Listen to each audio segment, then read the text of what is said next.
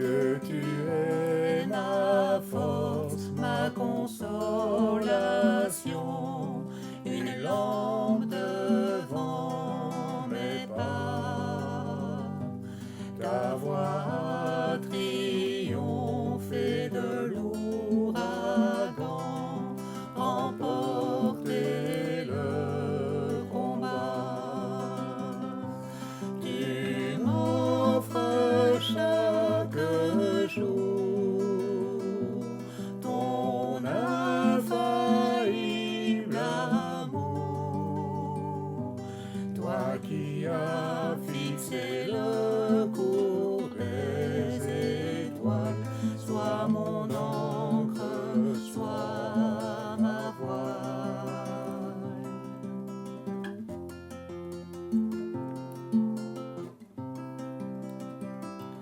Tu étends mes ailes pour toucher les cieux, protégé par ta main.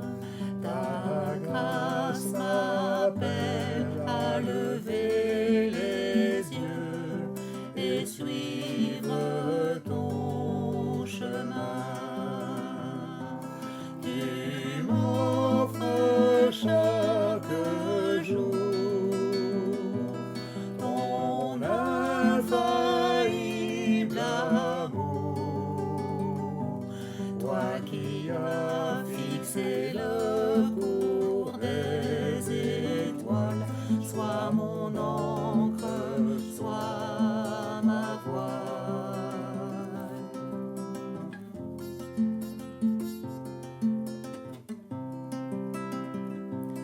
Ta miséricorde coule de la croix, ton sang m'a racheté. Tout ce que je suis me vient de toi, sans fin je te louerai. Tu m'offres chaque jour ton infaillible amour, toi qui as fixé le cours des étoiles, sois mon encre, sois ma voile. Tu m'offres chaque jour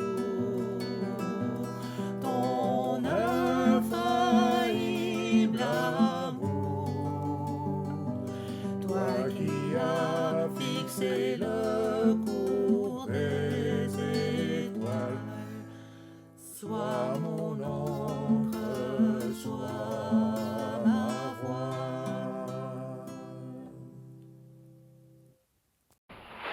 Il faut parfois se taire dans la vie. Je ne suis pas toujours obligé de donner mon avis ou un commentaire sur les circonstances. Et parfois d'ailleurs, on profite de cette idée pour ne rien dire. Ne rien dire, c'est quelque part dire à l'autre, tu sais, ça c'est pas mes affaires. Hein. Parfois ça nous arrange bien. Alors que ce sont peut-être mes affaires. C'est pas mes affaires. Ou alors, tu sais, ça c'est pas mon problème. Hein. Tu te débrouilles, hein. C'est pas mon problème. Ou encore, tu sais, ça ne me regarde pas. Hein. C'est pas la peine de me raconter ça. C'est pas mon problème, ça ne me regarde pas, ce sont pas mes affaires. Eh bien, nous allons voir trois exemples de trois personnages bibliques qui auraient pu sans doute dire ce ne sont pas mes affaires, ça ne m'intéresse pas, ça ne me concerne pas, et qui vont se mouiller la chemise. Ils vont s'engager. Se mouiller la chemise, c'est-à-dire participer à quelque chose. Quelque chose qui n'est peut-être pas facile, il est vrai. Tout de suite, je voudrais dire que le but ici n'est pas de participer à des commérages. Vous savez, ces genres de commérages qui ne servent à rien et qui font surtout du mal pour celui qui en est la victime. Non, je ne parle pas de ça du tout. Je parle ici de situations où il faut se mouiller la chemise. On doit quelque part s'impliquer. On ne peut pas simplement dire bah, quelqu'un le fera bien. il faut se mouiller la chemise. Nous allons voir qu'il faut s'engager. Parfois, il faut s'engager dangereusement même, dans les exemples que je vais vous dire, vous allez voir.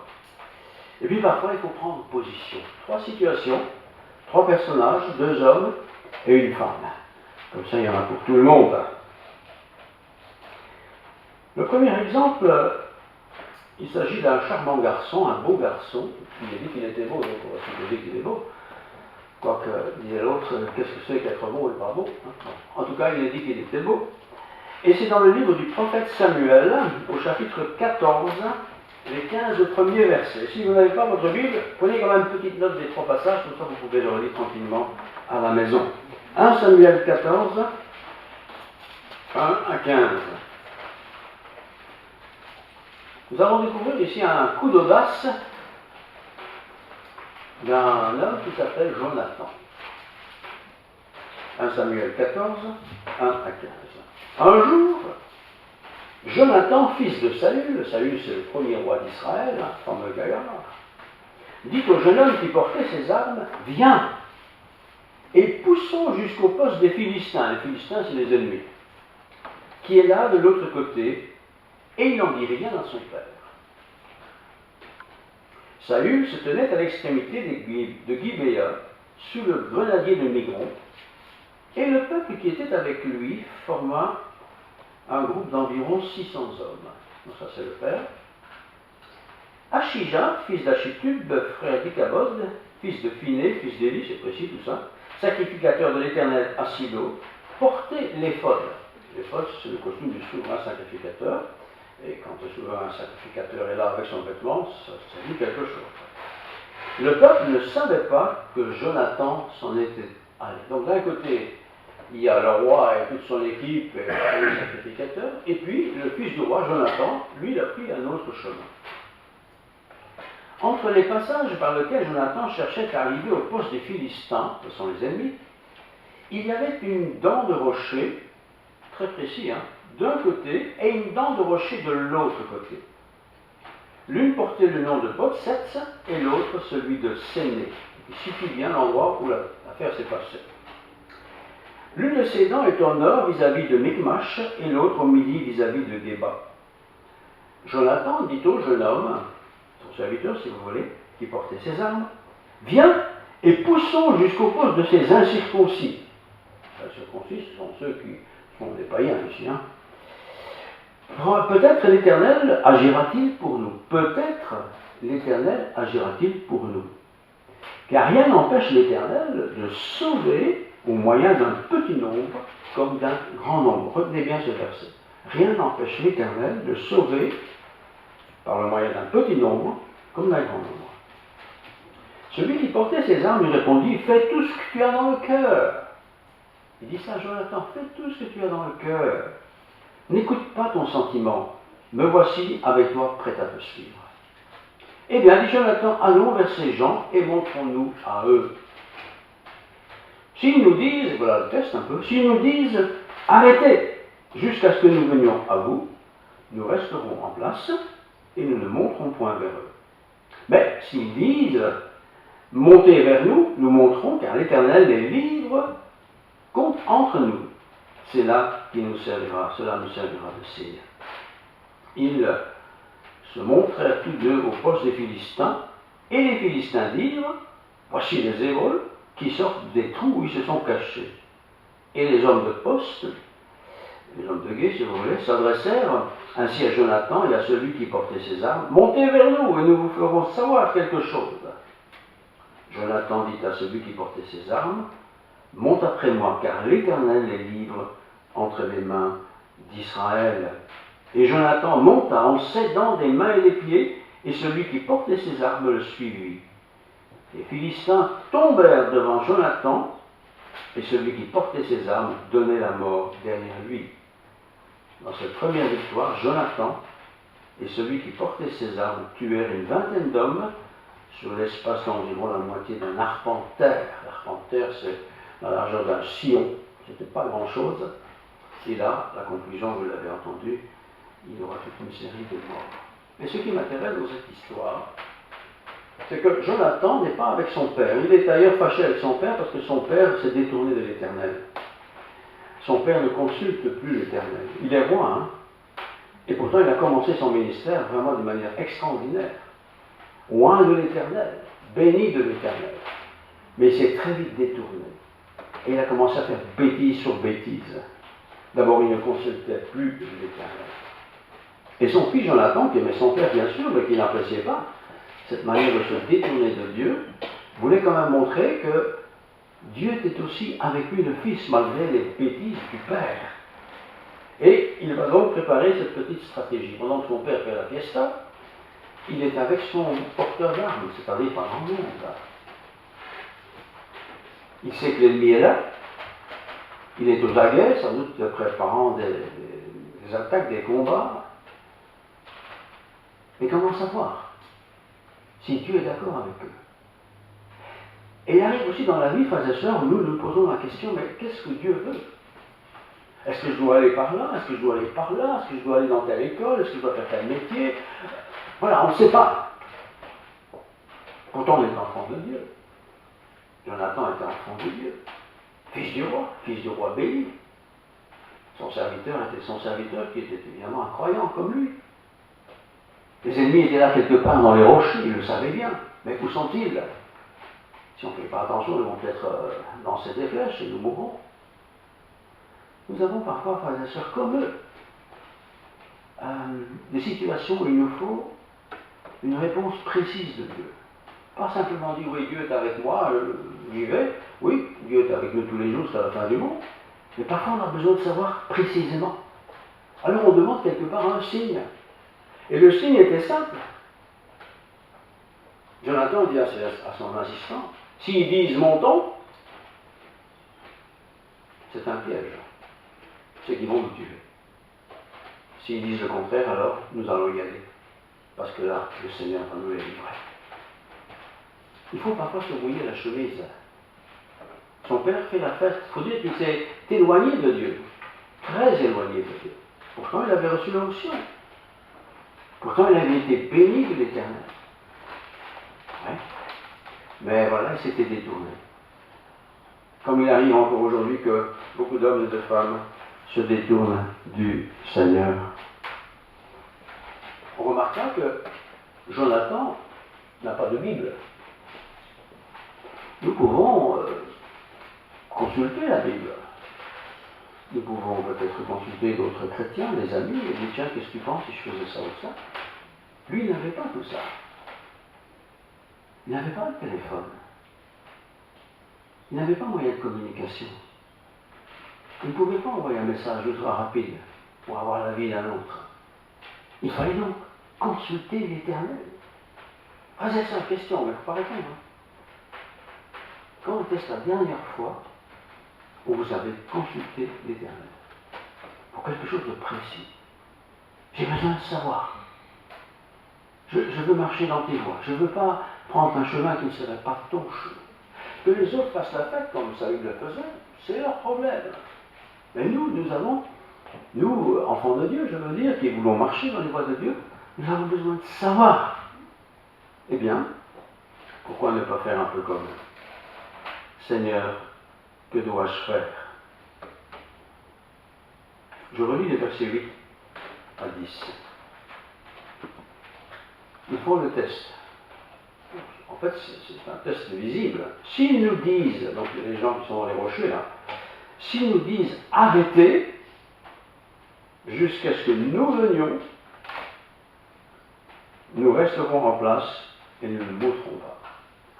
C'était le signe que Jonathan avait reçu de Dieu sans doute, mais qu'il partageait avec son ami.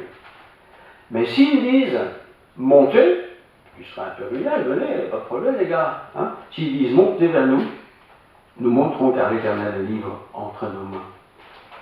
C'est là ce qui nous servira de signe. Parfois nous n'osons pas demander des signes au Seigneur. Et non, je ne parle pas des signes pour savoir s'il faut manger des frites ou pas des frites. Hein. Encore que parfois peut-être. Mais je parle ici de choses importantes dans la vie. Orientation scolaire par exemple. L'amour. garçon me plaît, cette fille me plaît, je ne sais pas. On a besoin de directives. Il y a des principes généraux, mais il y a des principes précis. Son père, lui, il fait la fête, lui, il s'amuse. L'ennemi, il est là, il le sait. Parce que tous ceux qui sont dans les rochers sont des ennemis, Saül le sait, mais ça ne casse pas avec ça. Jonathan veut savoir. Et quand on veut savoir d'une manière honnête avec Dieu, dans le moyen de la prière, on peut le faire en partageant avec quelqu'un, comme son ami ici, qui était son porteur d'armes, eh bien, on peut aussi s'attendre à des réponses de Dieu. Et la réponse est tombée. Et ils ont attaqué tous ces gens qui étaient cachés dans ces rochers, là, presque invisibles. Ils les ont tous tués pour la gloire de Dieu. Parfois, il nous faut nouer la chemise quand tout le monde s'amuse. Deuxième exemple, c'est l'histoire d'un prophète.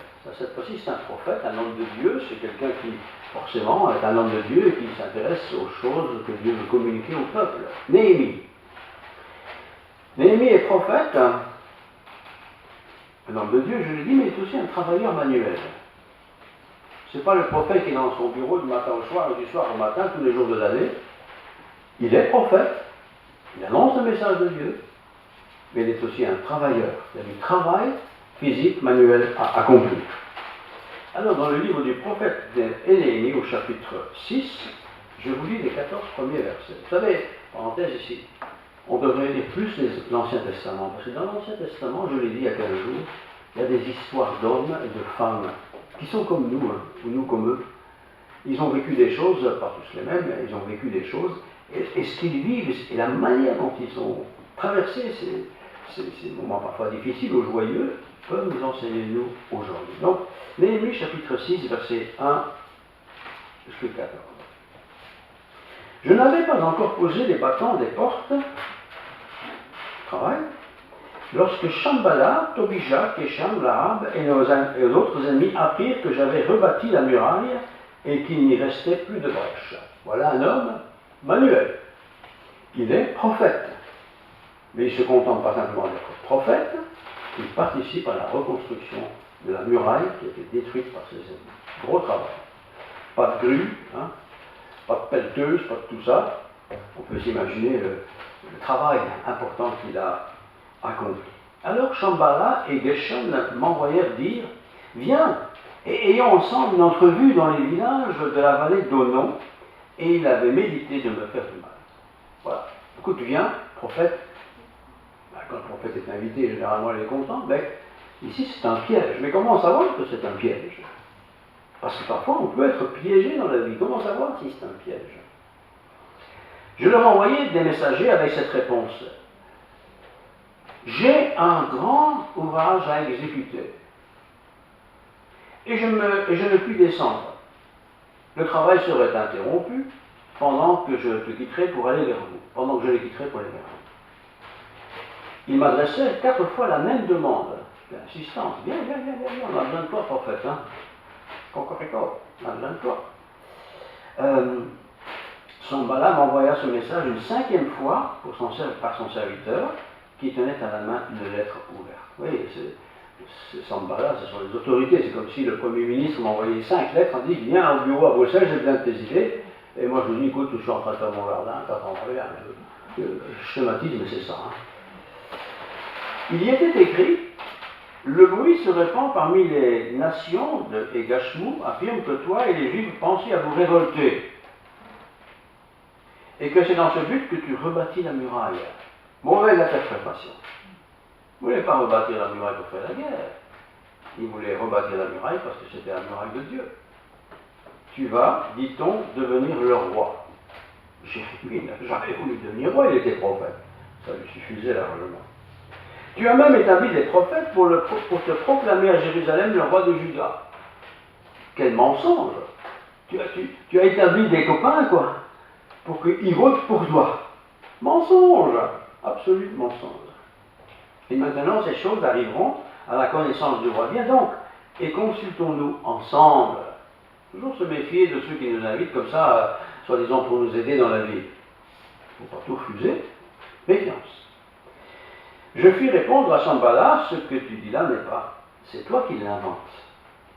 Je ne suis pas en train de bâtir un bâtiment pour être sécurisé de faire la guerre, c'est pas vrai. Je veux rebâtir le mur. On est en train de le rebâtir parce que c'est le mur du temple de Dieu.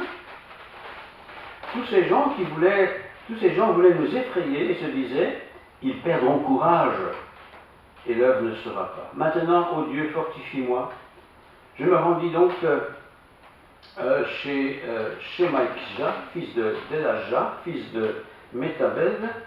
Il s'était enfermé et il dit, allons ensemble dans la maison de Dieu, au milieu du temple, et fermons les portes du temple. Ils construisent la muraille, mais ils veulent aller au centre du temple, c'est-à-dire dans la présence de Dieu. Toujours important, frères et sœurs. Quand on est devant une situation où quelque part on est un peu flatté, quoi, eh bien, grand là, toujours se mettre dans le centre de la présence de Dieu. Important. Ici, c'est le temple de Jérusalem, bien sûr, mais on a compris l'image, n'est-ce pas? Et fermons les portes du temple, car ils viennent pour te tuer. Et c'est pendant la nuit qu'ils viendront pour te tuer. C'est tout le contraire de leur blabla. Tout le contraire. Et l'ennemi de nos âmes, Satan donc, est quelqu'un qui veille. La Bible dit qu'il rôde, Nouveau Testament. Pierre qui dit ça. Il rôde comme un lion rugissant, cherchant qui va dévorer. Voilà.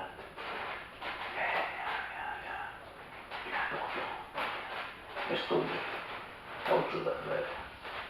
C'est une belle place pour toi dans la société. Tu n'as pas besoin d'aller à l'église, non, je t'en fous.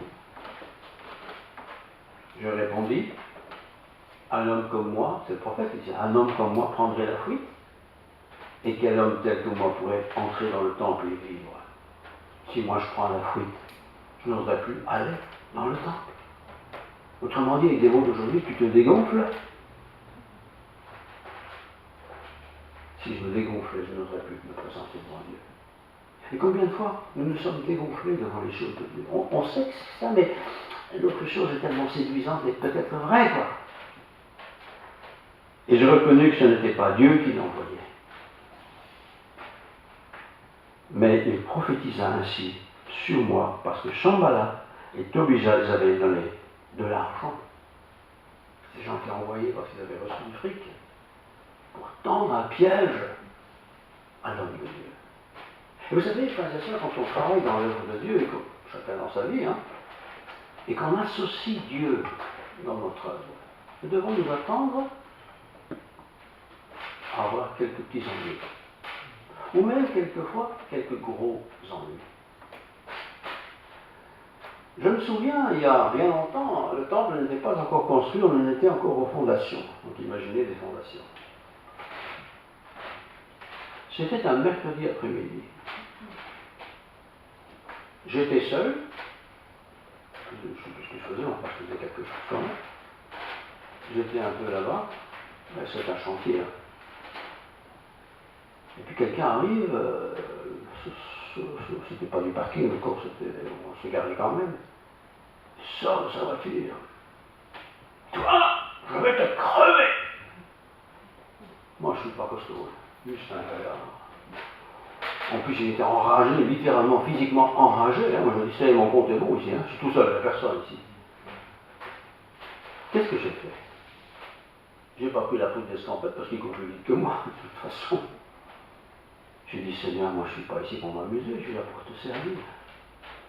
Et le monsieur est descendu, enfin le monsieur, le jeune homme, c'est un homme, il est descendu, il était presque à 2 mètres de moi, mais j'avais la trouille.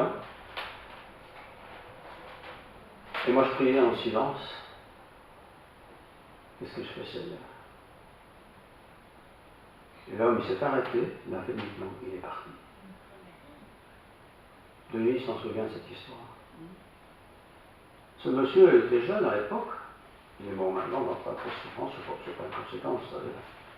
Mais voilà, quand on sert le Seigneur, je veux dire par là qu'on doit aussi s'attendre parfois à avoir des embûches, à avoir des situations contraires, qui ne sont pas les projets de Dieu, mais qui peuvent nous atteindre. Voilà. Moi j'étais comme ça, Ouh, je ne dis pas comme ça, vous le pensez bien.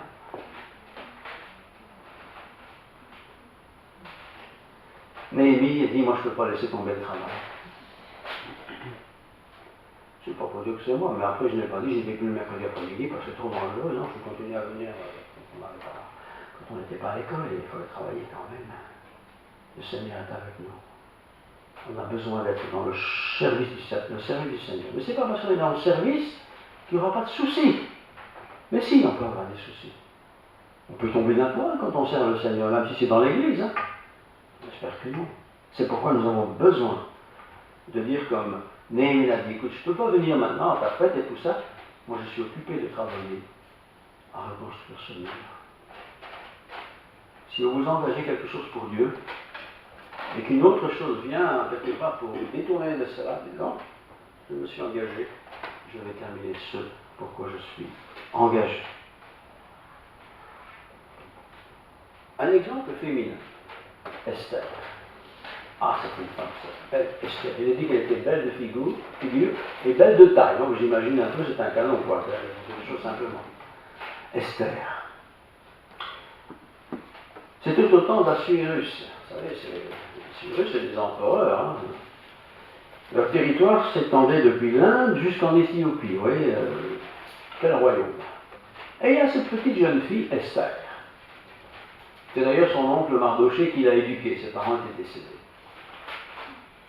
Mais par des circonstances tout à fait heureuses, Assuérus en est tombé amoureux et voilà, il l'a épousé. Ouais, il avait beaucoup de femmes quand même. Hein. Mais quand même, il l'aimait beaucoup.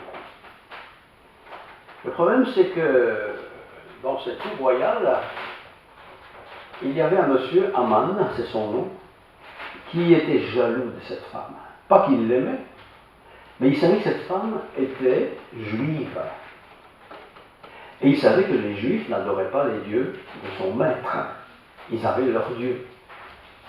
Et lui, ça le gonflait, quoi. Qu'une femme de cette religion-là, religion israélite, soit la femme chérie de son maître. Ça le gonflait. Alors, il se dit, qu'est-ce que je vais faire pour que cette femme disparaisse de la cour royale? Je ne peux pas la tuer, évidemment. Je ne peux pas dire du mal d'elle auprès du roi, où il faut une vraie information. Voyez, Esther n'y peut rien. Elle était belle, vraiment, il a dit qu'elle était belle de figure, belle de taille, tout ça a été choisi. Il y a des milliers de filles qui se sont présentées, je pense. Elle a été choisie, conduite par le Seigneur. Parce que le Seigneur a toujours un plan à longue durée. Il voulait libérer ce peuple, son peuple, parce que son peuple était déporté. Et c'est pendant qu'ils étaient déportés qu'elle va devenir le roi, l'épouse d'Assuérus. Alors je vous lis dans Esther, chapitre 4, les versets 10 à 17.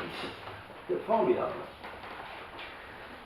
Esther changea attaque d'aller dire à Mardoché, parce que Esther avait pu emmener son oncle. Elle n'avait plus de parents, elle était orpheline, mais son oncle, Mardoché, c'est sa famille, a pu l'accompagner, prendre soin d'elle, comme un adulte prend soin des plus jeunes enfants. Donc Esther chargea attaque, elle est reine quand même maintenant, d'aller dire à Mardoché, tous les serviteurs du roi et le peuple des provinces du roi savent qu'il existe une loi prescrivant la peine de mort contre quiconque, homme ou femme, entre chez le roi dans la cour intérieure sans avoir été appelé, celui-là seul a la vie sauve, à qui le roi tend le sceptre. Tout le monde sait cette loi. Quand quelqu'un se présente devant le roi Assuérus, il vient présenter une doléance, si Assuérus ne baisse pas son sceptre, exécuté, hein, je ne chipote pas là. Par contre, s'il abaisse le sceptre, vous pouvez exposer vos affaires. Que ce soit monsieur ou madame tout le monde, ou que ce soit la reine, même tarif. Donc c'est pas toujours intéressant d'être la reine quand même. Je continue. Et moi, je n'ai pas été appelé par le roi depuis 30 jours. Il faut dire qu'entre-temps, Mardoché avait appris qu'il y avait un complot qui s'était mis en place. Un complot très négatif pour le roi. Mardoché, qui est l'oncle d'Esther, n'est pas du tout membre de la High Society, il n'a aucun accès auprès du roi, mais il s'est dit, tiens, je vais en parler à Esther. Et elle est quand même la femme du roi. Mais elle dit, le problème c'est que le roi ne m'a pas appelé depuis 30 jours. Le roi c'est pas comme nous, il ne voit pas sa femme tous les jours. De temps en temps il a fait venir, il a beaucoup de femmes d'ailleurs. Et elle dit, mais ça fait 30 jours qu'il ne m'a pas appelé, moi je peux pas aller le voir comme ça, sinon, hop, mon compte est bon, quoi. Que dit son oncle? Lorsque les paroles d'Esther eurent été rapportées à Mardochée, son oncle donc, Mardochée fit répondre à Esther, ne t'imagine pas que tu échapperas seul d'entre tous les Juifs, parce que le but c'était d'éliminer tous les Juifs, mais le roi ne savait pas qu'elle était juive. Et son oncle dit, tu penses que tu vas échapper? Parce que tu es dans la maison du roi? Ne t'imagine pas ça. Car si tu te tais maintenant, le secours et la délivrance surgiront d'autre part pour les Juifs.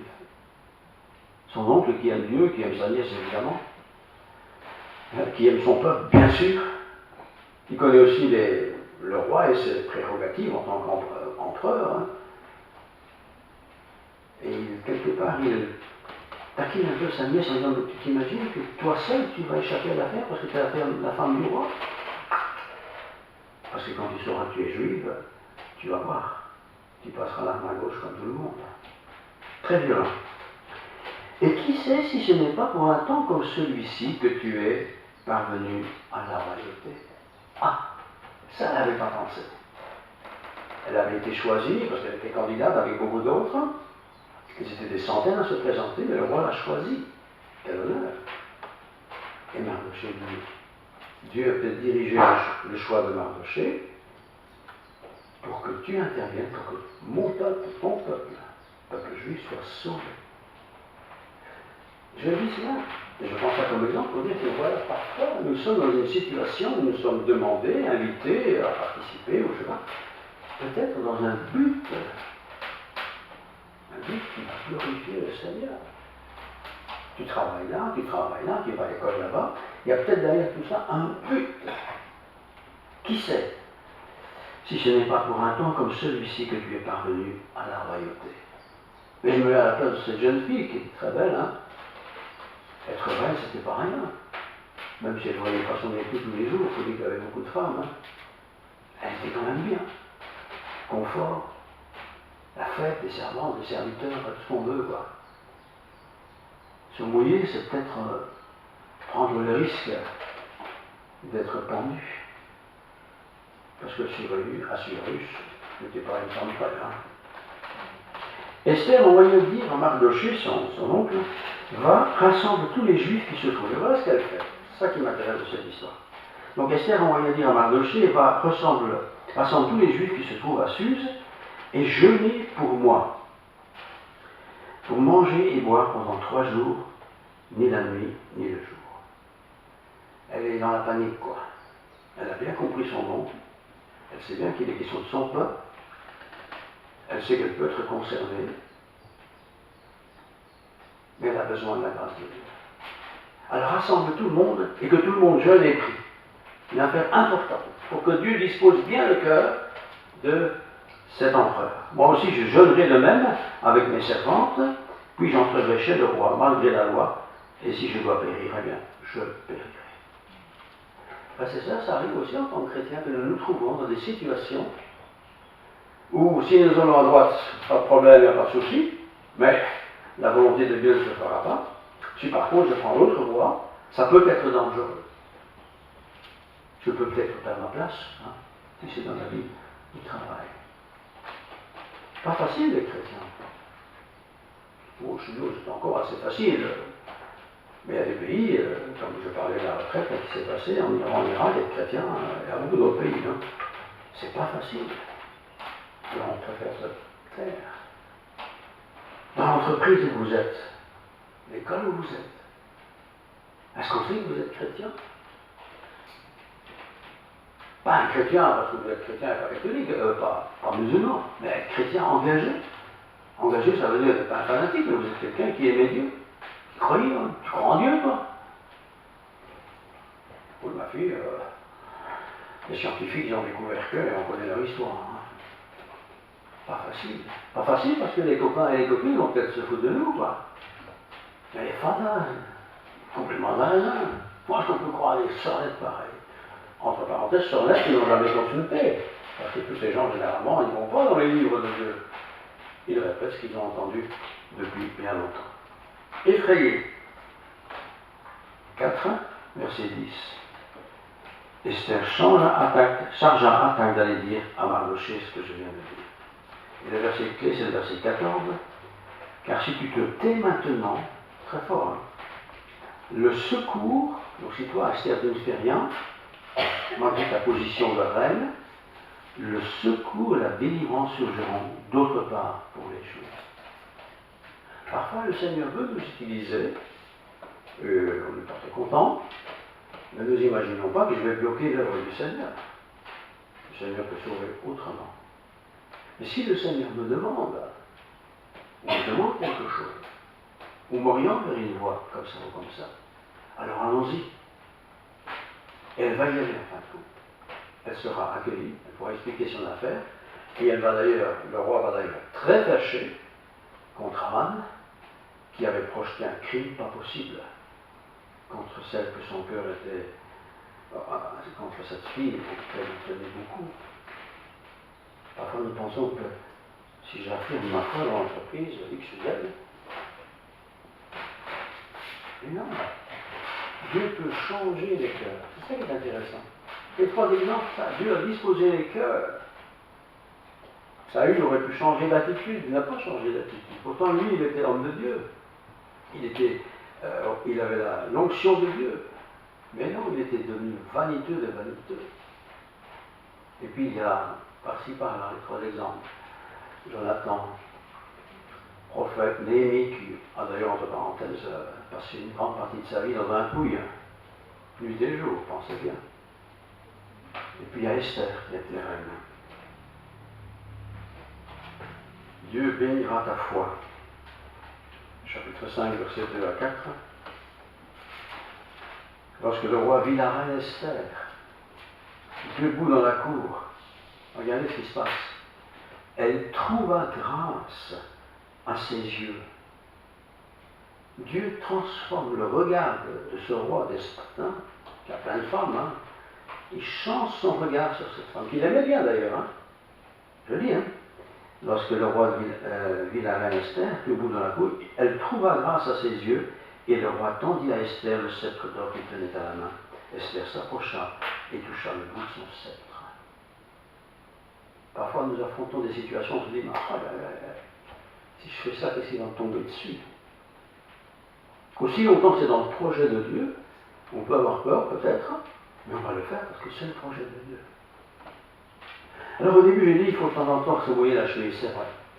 Je ne suis pas là pour faire du blabla, je ne suis pas là pour critiquer qui que ce soit, c'est pas notre truc d'ailleurs, mais je suis là pour partager ma foi, se taire, alors que c'est peut-être le moment de parler. Se taire, c'est peut-être pas toujours indiqué. Si tu vois ton frère et ta sœur en danger, sauve-le. Un dernier exemple, c'est Jésus lui-même. C'est Jésus lui-même qui se trouve devant Pilate. Pilate va l'exécuter. Et Pilate lui dit, j'ai tout pouvoir. Et que répond Jésus? Tu n'as pas tout pouvoir. Et le pouvoir qui t'a été donné par Dieu. Pilate, celui qui va ordonner la crucifixion de Jésus. Il a reçu ce pouvoir par Dieu. Alors parfois, celui qui est en face de nous, notre ennemi ou celui qui n'est pas très content de nous, peut très bien recevoir de Dieu le pouvoir pour faire quelque chose qui n'est pas bien. Et le Christ a été condamné et il a été crucifié. En faisant ça, il a fait le projet de Dieu, un projet éternel. Si Christ n'est pas mort, Christ n'avait pas été crucifié, notre foi serait vaine. Et parfois, en pensant entrer dans la sécurité, on ferme la bouche, on ne fait rien, on ne se mouille pas la chemise, et on est à côté de nos pompes. Alors il ne faut pas crier, faire de bêtises, c'est pas ça du tout, mais il ne faut pas avoir honte de l'évangile. Après, quand Paul a dit, je n'ai pas honte de l'évangile, c'est la puissance de Dieu. L'évangile, la bonne nouvelle, c'est la puissance de Dieu. Dire que je suis protestant, dire que je suis catholique, ça ne change pas le monde. Mais dire que je suis un enfant de Dieu, sauvé par la grâce à cause de Jésus-Christ qui a donné sa vie, ça, c'est un message qui peut être partagé. Prions le Seigneur. Père Céleste, merci pour ta parole.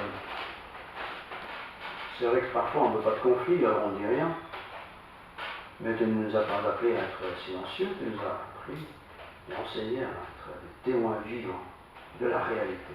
Nous ne sommes pas là pour contester la moitié de la planète, mais nous sommes là pour partager ce que tu as fait pour nous. C'est vrai que parfois nous sommes dans des situations où nous ne savons pas ce qu'il faut faire. Alors nous te prions de nous éclairer, de nous donner des informations, des signes, de rechercher peut-être cette intervention de ta part pour que nous puissions marcher dans la voie qui est ta voie. Ne pas passer de travers, ne pas passer à côté de ce qui est juste, saint et ta volonté. Merci pour Jonathan, pour Néhémie, pour Esther, tant d'autres dans l'évangile, les apôtres, les chrétiens, les hommes de Dieu, les femmes de Dieu, les chrétiens de notre Église. Sois bénis. Que la grâce de Dieu soit avec chacun de nous. Alors rentrez chez nous, que ce temps soit béni, que cette journée soit bénie. Et que tous ces gens autour de nous qui sont dans l'inquiétude et dans l'angoisse puissent être rassurés pour les paroles de réconfort qu'on puisse leur donner. Néanmoins, nous devons apprendre à écouter. À écouter ceux qui nous dirigent. Ils n'ont pas facile, et qui nous invitent à prier pour eux. Te prions pour eux. Prions pour le monde médical qui n'a pas facile. Personne n'a facile en fait. Le Seigneur, que ta grâce soit sur nous tous. Au nom du Père, du Fils et du Saint-Esprit. Amen. Amen.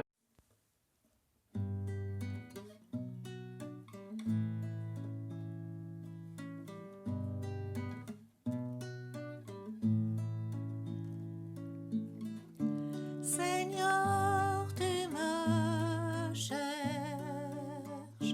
tu me connais. Et si je t'oubliais, je sais que tu m'aimes. Ta sainte présence, elle m'environne. À chaque moment, je